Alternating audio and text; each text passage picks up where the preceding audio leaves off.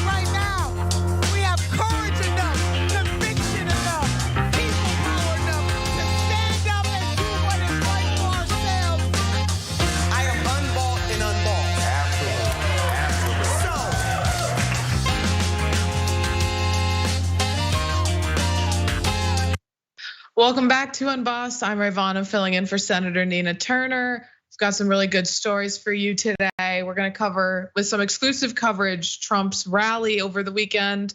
We're gonna talk about Israel's latest attack on Palestine. And then on the lighter side of things, we're gonna talk about a town where you have to be a patriot to live there. And joining me today is the one and the only Jackson White, Rebel HQ contributor. Jackson, I was so happy when I saw your name on the thing today. I didn't even see it. I just glimpsed over it. I've been pretty busy, but yeah, we just keep on meeting up. We keep on crossing paths. You know what I'm saying? So I'm definitely looking forward to the show. It's always good. Yeah, absolutely. So let's get right into this Trump rally from this weekend. So he could stand on the front steps of the White House and commit murder, and I'm with him. They don't anybody compare to Donald Trump. He loves this country, and that's why I love him. You know, if somebody was, an American who was born gay thinks that the presidency matters and their issues matter, what would you say to that person? They need to read the Bible. They need to read the Bible. Is there anything that would disqualify him from your vote? No, not at all. He hasn't done anything illegal. There was a massive Trump rally in Pickens, South Carolina over the weekend, and town officials estimated the crowd may have reached over 50,000 people. Now, TYT was there and spoke to some of the folks who attended to hear the president speak. You just heard some of their thoughts. Now, his opponents were not exactly thrilled about what was going on at the rally, because particularly Nikki Haley and Senator Tim Scott, they felt that he was encroaching on their home state turf. Now, Trump was playing all of the classics, touching on, of course, his favorite, election fraud. I will bring back free speech in America, and I will move heaven and earth to fully secure our elections. We have to secure. We have open borders, and we have really bad and corrupt elections.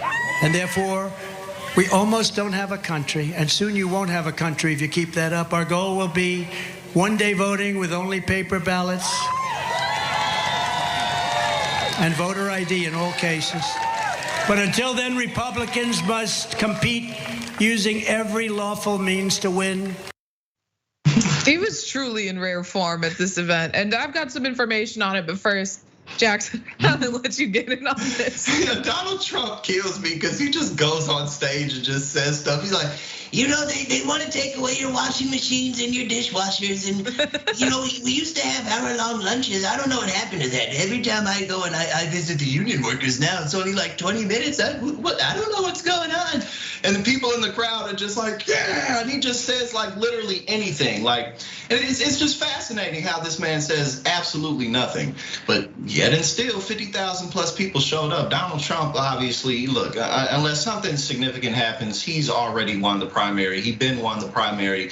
Nothing about that is going to change. But yeah, it's just hilarious to watch Donald Trump go up there and say absolutely nothing, and the people love it. So that's my initial thoughts on everything. Everything you said just reminded me of the time he was on stage and he was chanting about toilets and how they don't flush the way they used to. And he was like, sometimes you gotta flush it 1, 2, 10 times. Not me, but you. He literally was he was calling his audience disgusting hogs that take massive dumps. And they were like, whoa, you're right, we do poop too much. Right. Like, when I come to my supporters, neighborhoods, I think there's no way that these trailers can flush down those loads. Like, he's just, it's entertainment. It's really entertainment, which just goes to show how pathetically boring so many of our politicians are. But more importantly, I think that goes to show just a general disconnect in the culture. For the most part, people view politicians as old geezers who are corrupted by corporate America. And that's why somebody like Donald Trump, despite the fact that he's one of the most corrupt people the modern nation's ever seen, he's still the outsider. He's still not a politician somehow. Right, and there was some, I don't necessarily want to label it corruption, but there was some, damage that was done to the city because of Trump's event, and it was like a huge scourge on resources. So let's get into that reporting from Politico. People flocked both from surrounding counties and other states to glimpse the twice indicted former president, little shade there from Politico, whose presence in the 3 square mile city shut down businesses and strained municipal resources. Trump seized on the city's long planned annual Independence Day festival, announcing the rally 2 weeks ago after Trump's team, with help from Republican elected officials in the state, convinced the city to agree to Secret Service shutdowns around its main business strip. In Pickens, vendors set up days in advance, and local homeowners tried to rent out $50 parking spaces in their front yards. Some attendees slept outside the entry gate overnight. The line to enter snaked through the city center Saturday as the entrepreneurial minded hawked camping chairs, bottled water, and hot dogs. Rally goers ripped cardboard boxes into pieces to make fans, and Trump's campaign frantically brought around pallets of water and Gatorade to hydrate the crowd. Now, his event was also a major disruption to the city. From that report, the Pickens police chief told the local newspaper his officers had to study, quote, every parking lot in the city to figure out how to accommodate the massive crowd. And it was like a surprisingly massive crowd. And Jackson, we've been covering, right, this Republican primary, but I think you're right. There's no competition. Trump, and I don't think all of his events are gonna be this big. I don't think most of them are gonna be this big, but he's won. He's already the candidate for the Republican Party. Yeah, I mean, at this point, what else honestly could he possibly do except pass away to prevent people from voting for him? I mean, the audio tape where him literally saying, like, check out these papers, and then him coming on and saying, I didn't have documents, I had a bunch of papers. If that audio recording was filmed, he would just say it was AI, or he would say, well, I mean, they were papers, they weren't the documents actually that you guys are saying. It truly doesn't matter what he does. And the other guy, Ron DeSantis, we've seen, everyone knows now that just ain't happening. Yeah. And everybody else just kowtows to him and kisses his behind. So there's no one else in the party or really in the country who's anything like him, who's anything similar to him in terms of his ability to just make people pay attention, make people feel like, yeah, this is the man, especially not in this election. So yeah, it's over. Yeah, it's over, which is hilarious and sad at the same time, but it's over. And speaking of Republicans kissing Trump's ass, he brought a posse with him to this event. He brought Marjorie Taylor Feet and Lindsey Graham to warm up the crowd. Now, MTG was able to get the crowd pumped up by, all of her favorite, topics to discuss, such as the throwback of calling for Hillary Clinton to be imprisoned. And then we have Hillary Clinton, who was storing classified information.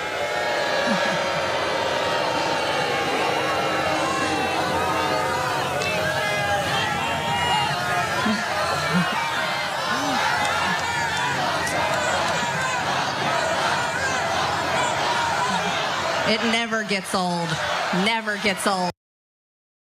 Every day I wake up and it's 2016 again. I'm in an endless loop. I'm stuck in Groundhog's Day. I wake up, the talking points are the same. They're still playing the same song. It never ends.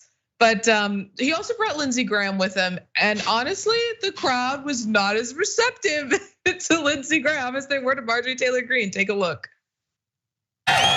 Ladies and gentlemen, please welcome United States Senator Lindsey Graham.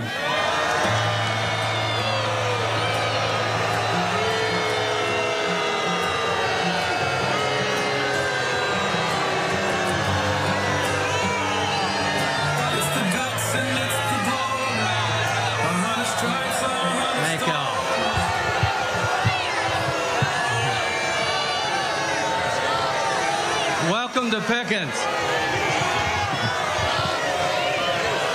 Thank y'all for coming. Thank you very much. Thank you. Thank y'all. Jackson, they booed him and he thanked them. Right, they booed him for a long time. Didn't even give him a chance. I was like, howdy y'all. All right now. All right, guys, I understand. I get it now. All right. No, but I think honestly it's just because people don't respect him. Everyone knows that Lindsey Graham is not a fan of Donald Trump. I'll never ever forget the tweet that he put out in 2015 that basically predicted to the state of the Republican Party today, where he said if we let him into the party, it's a wrap for us.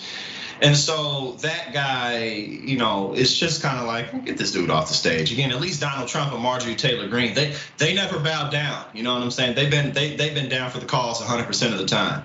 They're true loyalists, but everybody else, it's like, rhinos, just a bunch of rhinos. So that's really all it is. Yeah, it really reminded me of Jeb Bush saying, please clap to the audience. Guys. I need some footage from this now. Basically. Just so goofy. Okay, so that was fun, but we have to move into a more serious topic with this next story. Israel has launched a new deadly attack on Palestine, this time the city of Jenin. Now, this is from the Washington Post reporting that about 1,000 Israeli soldiers backed by drone strikes stormed Jenin on Monday, targeting a militant, quote, operational command center in the most expansive Israeli military operation in the occupied West Bank in 2 decades.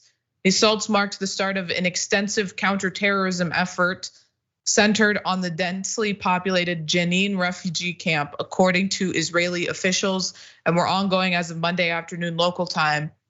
At least 8 people were killed and 80 injured, according to the Palestinian Health Ministry, with 17 in critical condition. And the residents of Jenin were very rightfully scared of what was going on. From that report from the Washington Post, residents reported receiving text messages from Israeli numbers that warned them to stay inside for their protection. Separate messages directed at militants advised them to surrender yourself for your safety and the safety of those around you. Now we have a video of an Israeli bulldozer destroying a street, which was preventing ambulances from getting injured people in the city.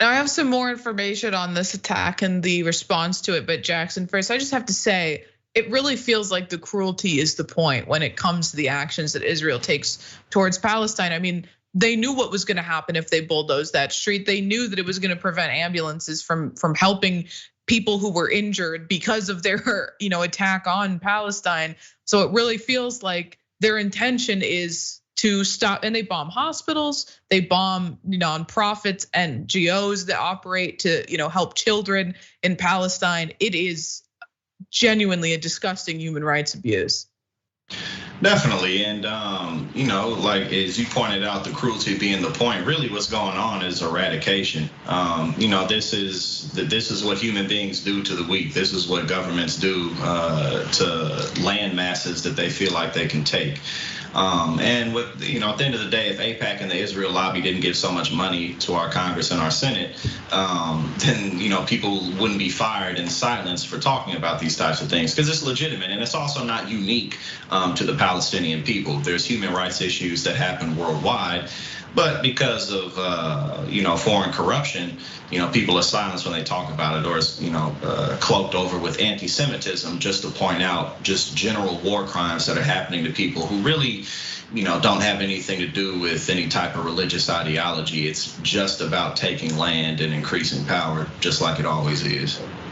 Yeah, and fortunately there was an outcry, although I'll say that the reporting on what's going on has been sparse and it has not gotten nearly the coverage it deserves. But there has been quick criticism, including from the group Jewish Voice for Peace, which tweeted this out.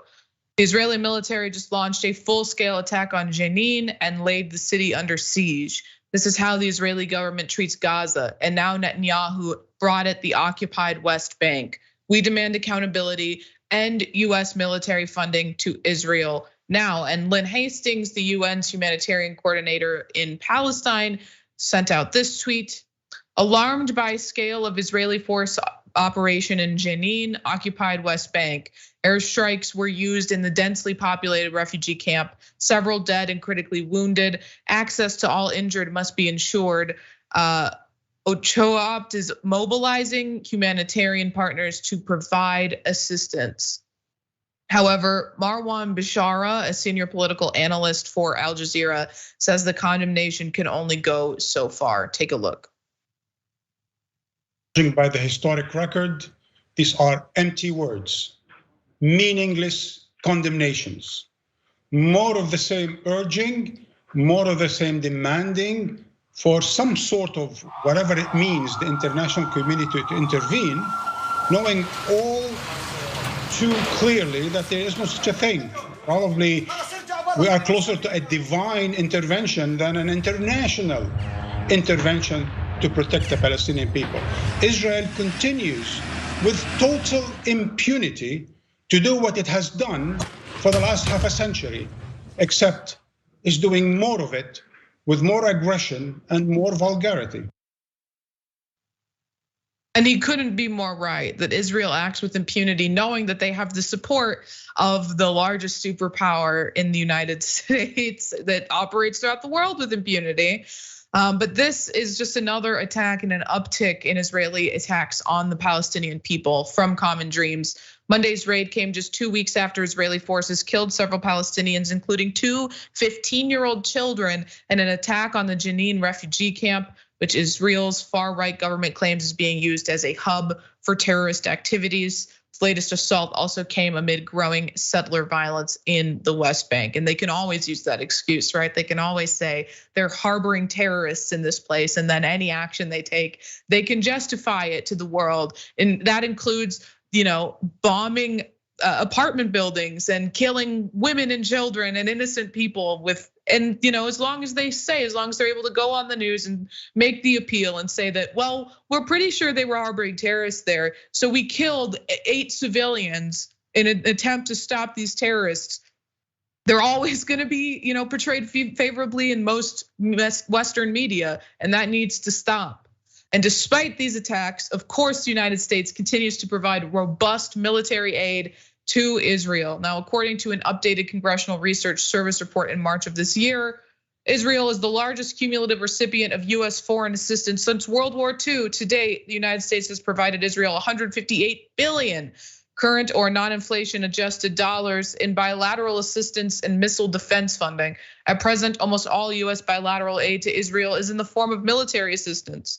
From 1971 to 2007, Israel also received significant economic assistance. And Jackson, I am also tired of these thoughts and prayers type responses to what's going on, because at this point, it's become abundantly clear that the United States isn't gonna do anything. I mean, the UN has determined that this is, human rights abuses are going on. The Amnesty International said that there is a literal apartheid state happening, and the Western governments they refuse to intervene. And it's mainly because the United States is such a strong backer. It's kind of a what you gonna do about it type of situation. And it's really interesting how so often that's really all anything ever comes down to when it comes to politics or war or anything with foreign policy. It's who has the biggest guns or who has access to the trade routes or anything along those lines. Because again, like you pointed out, if you say, well, we're just trying to target terrorists, but you take out hospitals or places that really can sustain a population, it's the same thing as, systematically starving people to death, or like systematically poisoning the well, or, making it such that people slowly have to suffer, getting people out of the way, eradication. So nobody really can stand up to the United States, or more importantly, I would say people aren't willing to stand up to it because they simply don't care. And that may be harsh, but it's the truth. The right people don't care enough to stand up, and that's it. Yeah, no, that it is absolutely the truth of what's going on. And I can't even just say there needs to be accountability. There needs to be actual action. There needs to be on the ground action to prevent what's going on here. They need an immediate stop to some military and all aid to Israel. I mean, the response to this I think the history will view the support of the Israeli state the same way that history views the support of South African apartheid, and it should. And we need to get to that place sooner than later because innocent people are being killed in Palestine every day, and it needs to come to an end. But speaking of coming to an end, we have to go to a break, but stick around because we'll be right back with some more stories on the other side.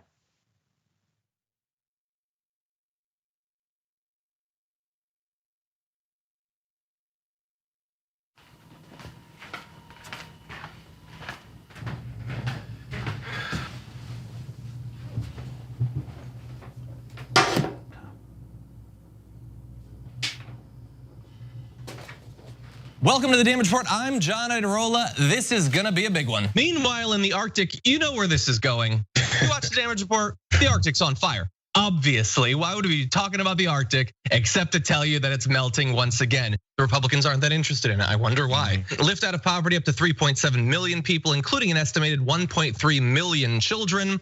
Hashtag save the children? Not if it costs money. I mean, come on.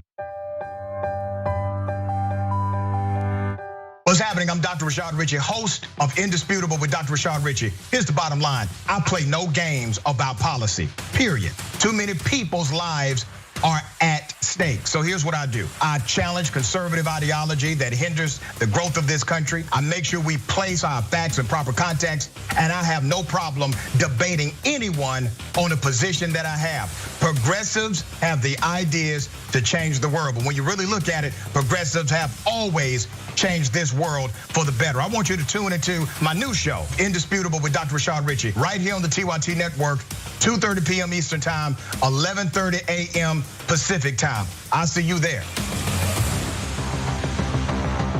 Everything that we've accomplished over the years is because of our members who've allowed us to remain independent of corporate interests and reach 20 million followers. Now is the time to bring as many people into the progressive movement as possible. We're inviting you to be the change and help bring a community-powered progressive change machine to life. Details are at tyt.com/change. If you're a member, thank you. We need you to remain so. If you're one of the thousands of viewers out there who's not a member yet, the time has come for you to join now. We need you more than ever. tyt.com/change.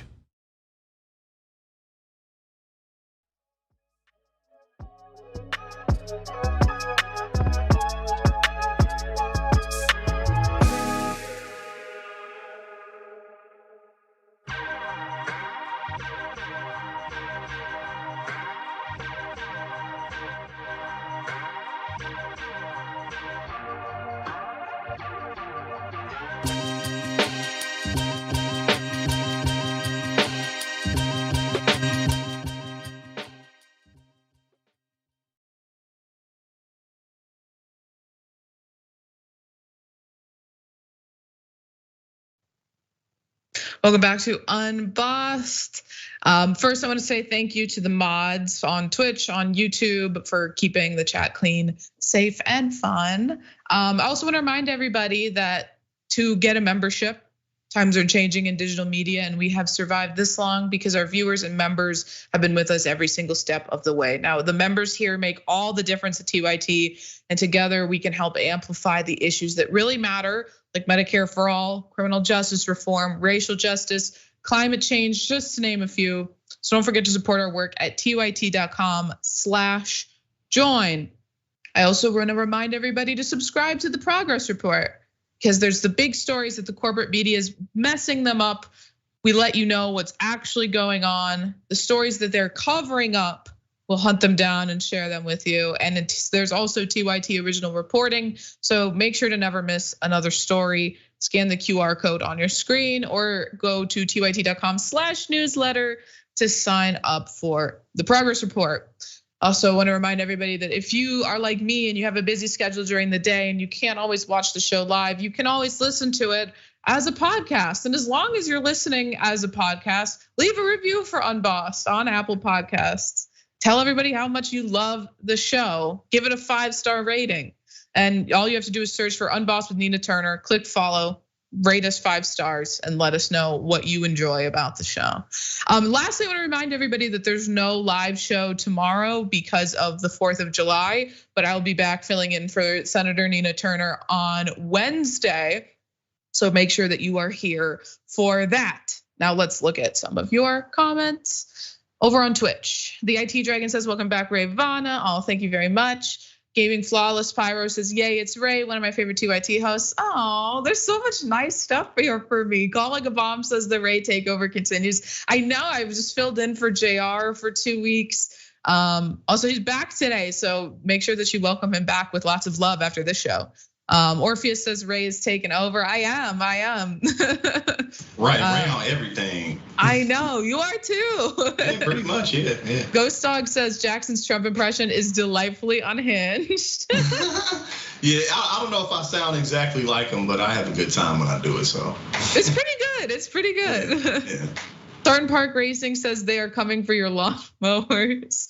Deb in Michigan subscribed to tier 1. Happy 13 months for me. Thank you so much for resubbing for 13 months. That's crazy. Over on YouTube, Archie says Jonestown 2023.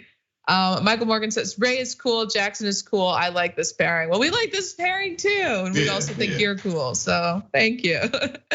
And then lastly, over on the member section, Sexy Speed Racer says, I will bring back free hate speech in America, but will outlaw and brutally suppress dissent of any kind. Just read between the lines. That is exactly what Trump was saying on the podium for that last, for his rally over the weekend. I mean, because he's saying he wants to bring back free speech, but I mean, what is the Republican Party doing aside from, crapping all over our free speech rights in the name of free speech, especially with the Supreme Court case, the decision that was handed down at the end of last week. I mean, that is an attack on free speech, if anything.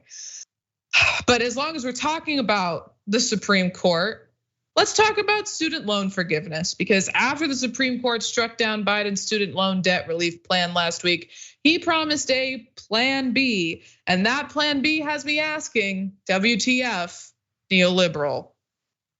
We will now kneel. Miss Cinema, no.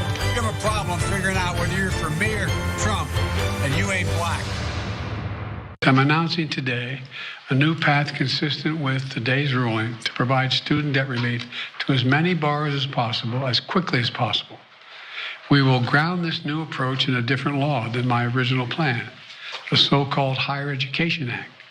That will allow Secretary Cardona, who's with me today, to compromise, waive, or release loans under certain circumstances.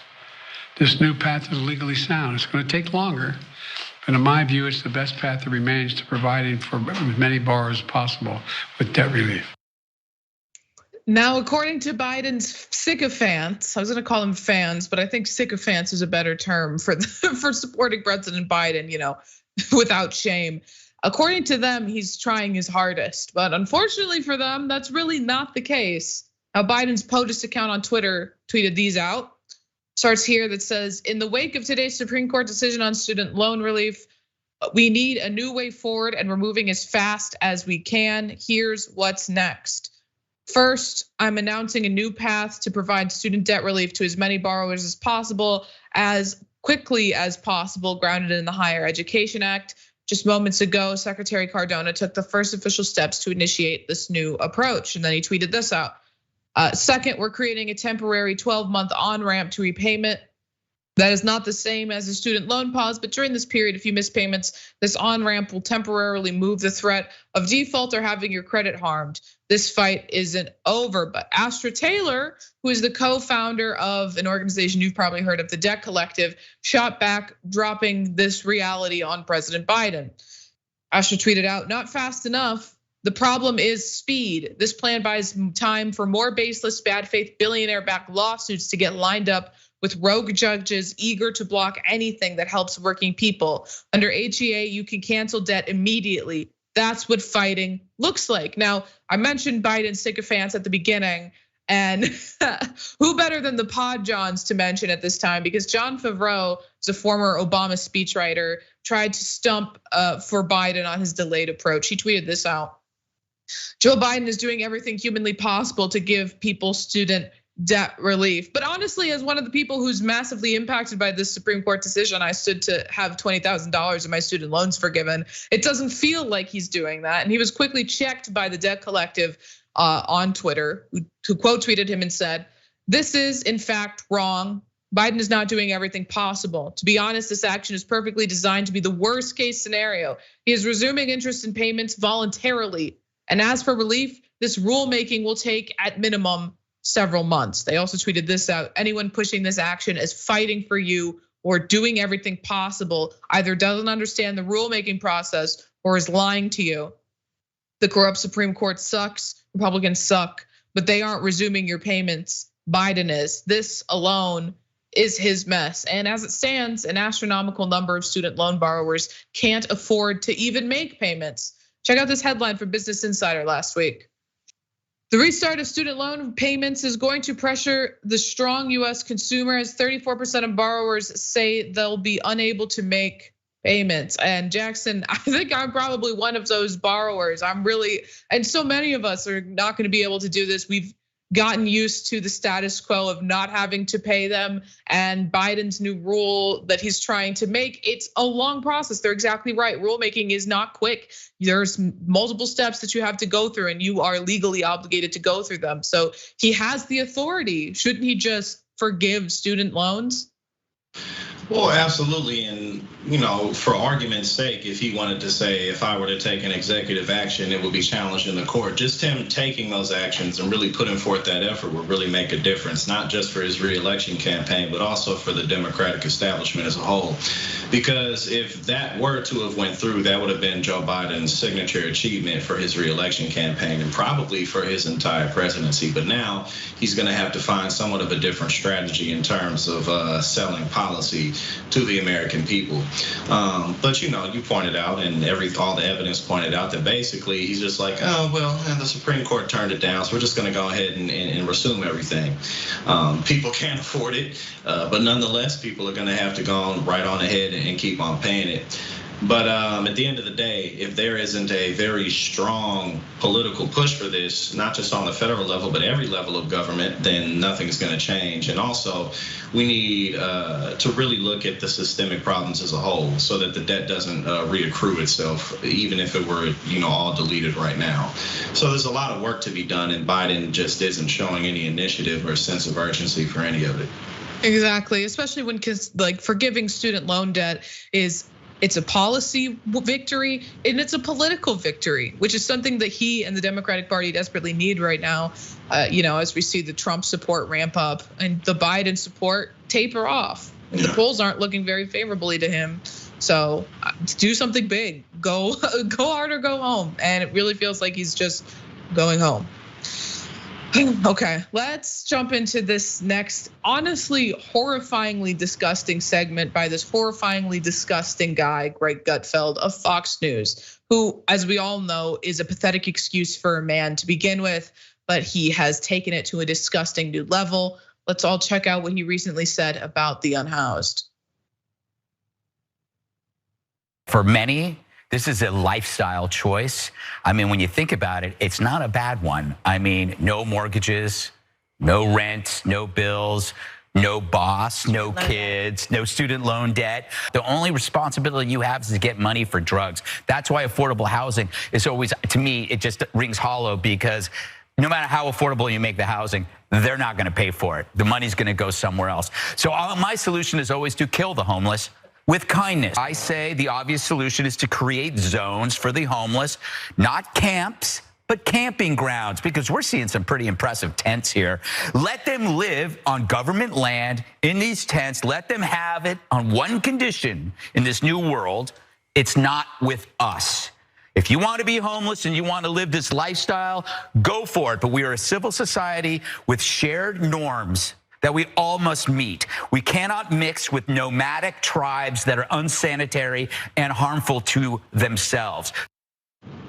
First, I want to say, if they're so concerned that they're not going to give the money to their landlords, and there's no level of affordability that they'll be willing to pay, I can think of one: free. Make it free. And then your ridiculous concern anyway has gone out the door. Make it free. And of course, you have to know the let's kill them pause with kindness. Obviously, we could all read between the lines and understand what he's insinuating. And then, of course, the grotesque rhetoric he spewed afterwards. Let's just quickly fact check this idiot. Now, John Hines, who's a master's level social worker, educator, and writer, attributed being unhoused to many factors, but in the big picture, they are from John Hines: conditions perpetuating homelessness, income-related issues including low income, unemployment, and precarious employment, and limited income opportunities due to low education and skills, lack of support and services, including those geared towards addressing such problems as ill health, mental illness, substance abuse, and social isolation from family and friends. Now, the part 2 of this says that those related to housing factors, including eviction and vulnerability due to living in crowded and or unaffordable housing, of course. Now, furthermore, corporate greed contributes heavily to the number of unhoused people in our country, obviously. And of course, this is something that Greg Gutfeld doesn't give a crap about, but let's talk about it because we do. The top 1% wealthiest people in America now hoard more than 30% of the entire country's wealth after increasing by $12 trillion during the pandemic. Their total combined holdings reached a record of $45.9 trillion at the end of 2021. We've come to this point after decades of wealthy capitalists maximizing their own profits by cutting wages to their employees and raising the rent on their investment properties. This pattern will continue because greed is limitless. Most politicians are unwilling to pass legislation to correct this exploitation for fear of their own funding drying up. She said it perfectly. So, Greg Gutfeld, you absolute idiot. I know that you don't actually care about solving homelessness or, treating people with kindness is what you pretended you were saying. But let's actually talk about some real proven solutions, not his deranged solution, his final solution for unhoused individuals, honestly.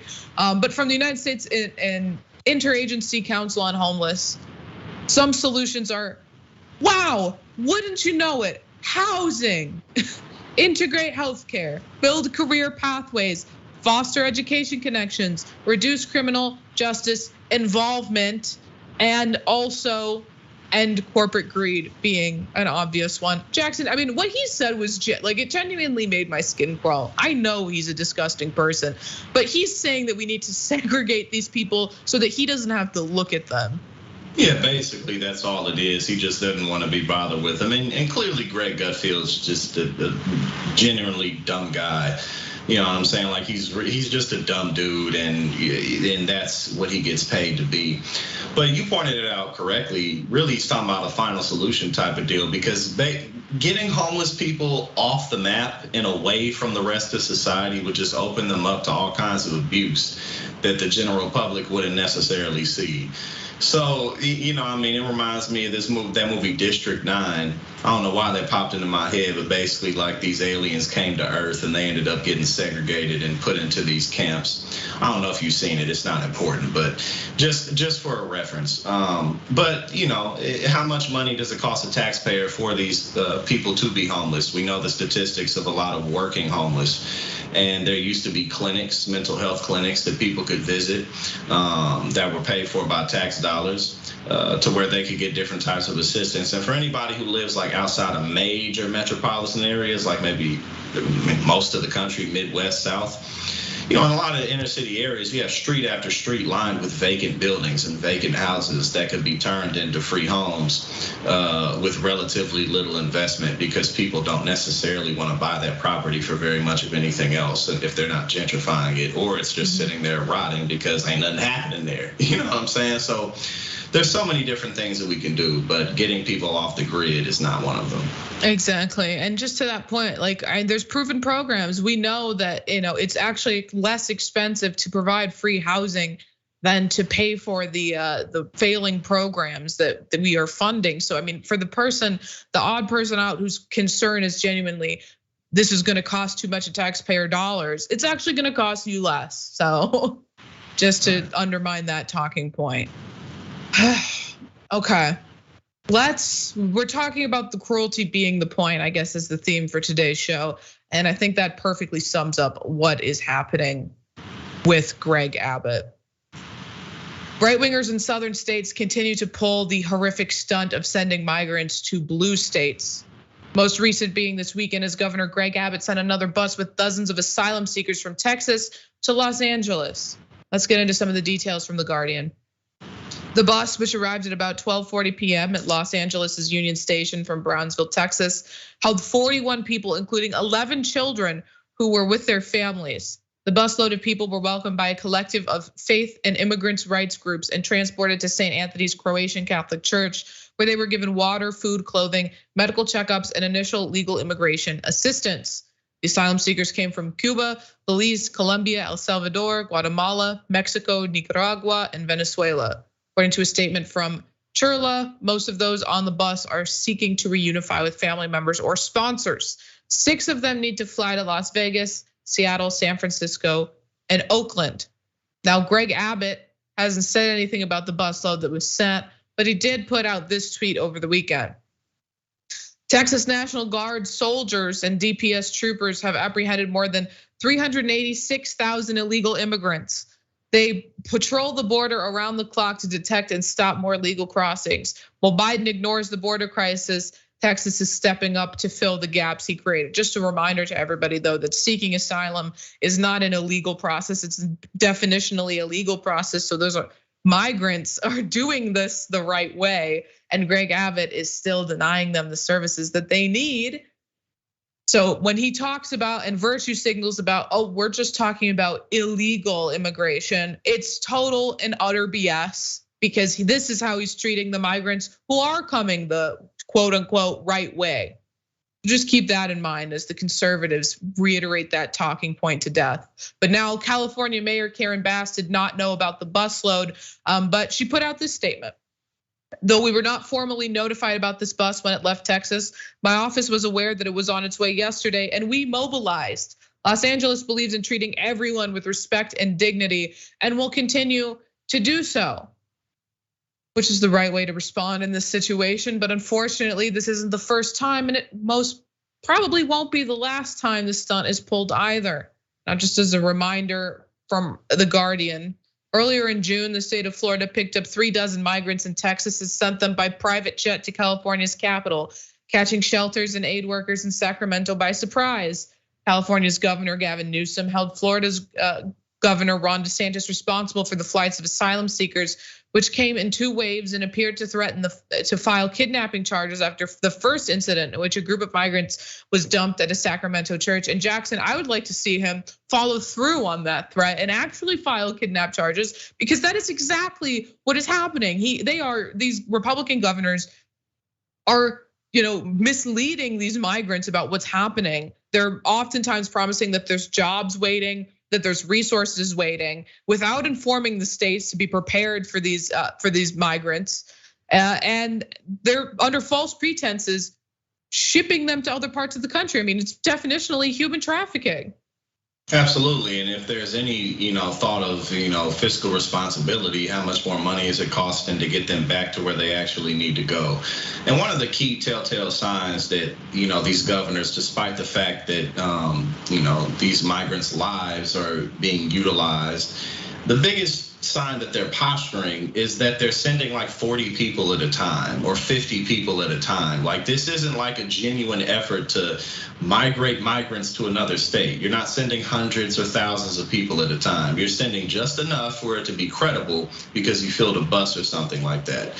So it's really just a very meticulous and cheap way of posturing to the base. But unfortunately, Greg Abbott, pretty much every other thing, if not everything that he does, is pretty disgusting like this, including voting against handicapped people's ability to vote early, even though he lives his life in a wheelchair. So that's just the kind of guy Greg Abbott is. Right. Also, in the changing the laws in Texas so that the workers don't have the same protections is amid a historic heat wave. I mean, truly like comically evil individual. Yeah.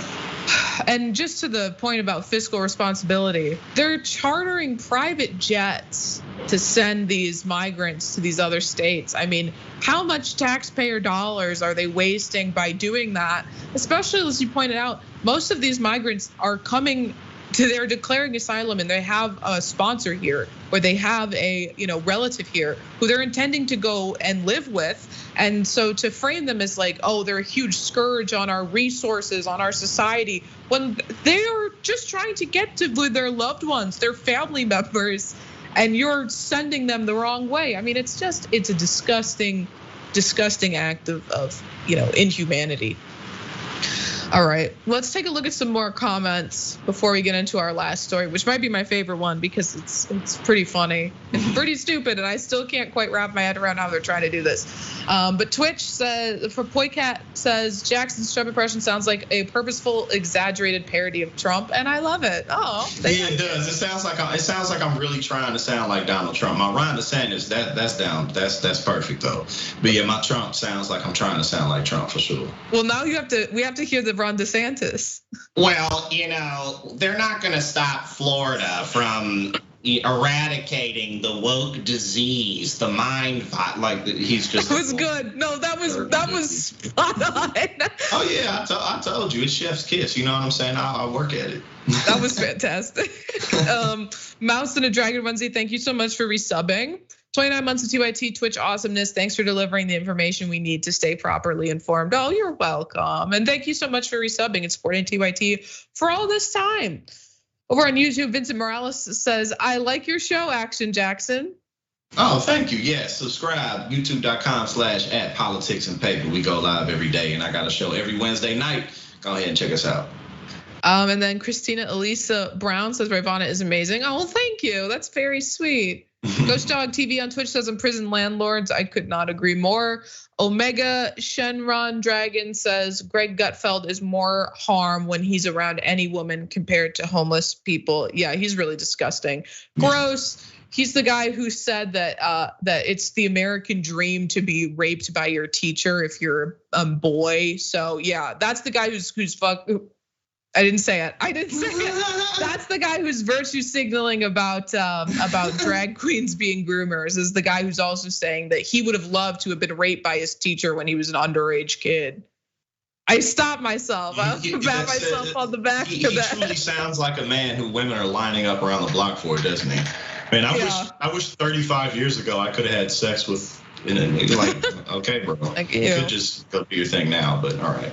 Right. And then Fox News is just full of creeps and literal sex predators. And then you've got like Jesse Waters, who met his wife when she was working for Fox News by slashing her tires. What? And then he slashed her tires. Was he serious? I didn't know he was. I think I heard him telling that story. He's like, he was serious. Yeah. Wow. That's pretty frightening, but I guess let's just leave that for another day. Right. Less frightening, but more funny is this next story. Whew. A dystopian housing community is on the horizon. Say hello to 1776 Gastonia, which is a 55+ community where, as they put it, patriotism lives. Located in Gastonia, North Carolina, Brock Frankhauser and his wife Nicole Brooke founded the community mid-June. Excuse me. Now here's a little introduction for this living community.